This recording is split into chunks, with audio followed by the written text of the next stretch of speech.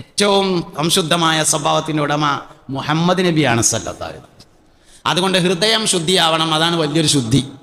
എല്ലാ മോശമായ ചിന്തയിൽ നിന്നും ശുദ്ധിയാവണം, വേണ്ടാത്ത വിചാരങ്ങളിൽ നിന്നും ശുദ്ധമാകണം, അഹങ്കാരം കിബിറിനെ തൊട്ട് ശുദ്ധമാവണം, ദേഷ്യത്തിൽ നിന്ന് ശുദ്ധമാവണം. പുതിയൊരു ന്യായം കിട്ടിയതാണ് നമുക്ക്, ആൾക്കാരെ മേക്കെട്ട് കയറാൻ. അതെനിക്ക് പ്രഷർ കൂടിയതാണ്. ഞാൻ പ്രഷറിനെ പറ്റി പറയണ കുറേ ബുക്ക് വായിച്ചിട്ടുണ്ട്. അതിലെവിടെയും പ്രഷർ കൂടിയാൽ മനുഷ്യന്മാരെ മേക്കെട്ട് കയറുമെന്ന് കണ്ടിട്ടില്ല.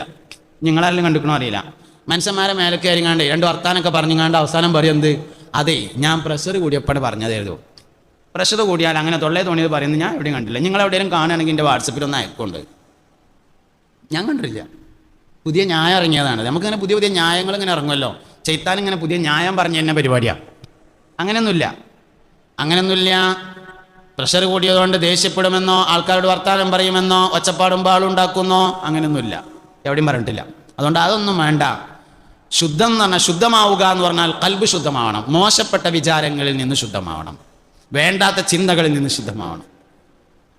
മുസ്തഫ നബി സല്ലല്ലാഹു അലൈഹി വസല്ലം തങ്ങളുടെ സ്വഭാവത്തിലേക്ക് മടങ്ങാൻ നമുക്ക് പറ്റണം. അതന്നെ ചിന്ത ശരിയായാൽ സ്വഭാവം ശരിയാവുന്ന, ചിന്ത ശരിയായാൽ വർത്താനം ശരിയാവും, വർത്താനം ശരിയായാൽ സ്വഭാവം ശരിയാവും, സ്വഭാവം ശരിയായാൽ ആൾ ശരിയാവും. അങ്ങനെയാണ് ഒരു മനുഷ്യൻ്റെ നിലവാരം തീരുമാനിക്കുന്നത് ഓൻ്റെ വർത്താനത്തിൻ്റെ നിലവാരം നോക്കിയിട്ടാണ്. അപ്പോൾ എങ്ങനെ തമ്മ് തെറ്റിയാൽ എന്താ പറയുക, തോള് കൈയിട്ട് കിടക്കുമ്പോൾ എന്താ പറയുക എന്നുള്ളതല്ല ഒരാളുടെ സ്വഭാവം. തമ്മ് തെറ്റിയാൽ എന്ത് പറയും?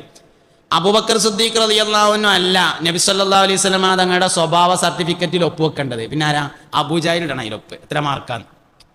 അബൂബക്കർ സിദ്ദീഖിനോട് എങ്ങനെ പെരുമാറി എന്നുള്ളതല്ല സ്വഭാവം, അബൂജഹലിനോട് എങ്ങനെ പെരുമാറി എന്നുള്ളതാണ് സ്വഭാവം. മിത്രത്തോട് എങ്ങനെ പെരുമാറി എന്നല്ല, ശത്രുവിനോട് എങ്ങനെ പെരുമാറി എന്നുള്ളതാണ് ഒരാളുടെ സ്വഭാവം. നമ്മൾ തമ്മിൽ തെറ്റാൻ എന്താ പറയാ? അല്ലെങ്കിൽ ഓൻ പണ്ടന്നെ അങ്ങനെ ഇരുന്നു, എന്നാ പിന്നെ പണ്ടന്നെ തെറ്റണ്ടല്ലേ? എപ്പോഴാ തെറ്റാ? അല്ല, പണ്ടന്നെ അങ്ങനെയാണെങ്കിൽ പണ്ടന്നെ തെറ്റണ്ടേ?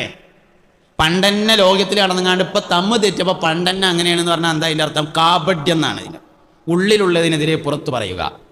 തെറ്റ് കാരണം നമുക്ക് ഓർമ്മ ഉണ്ടാവില്ല, വേറെ കാരണം പറയാം.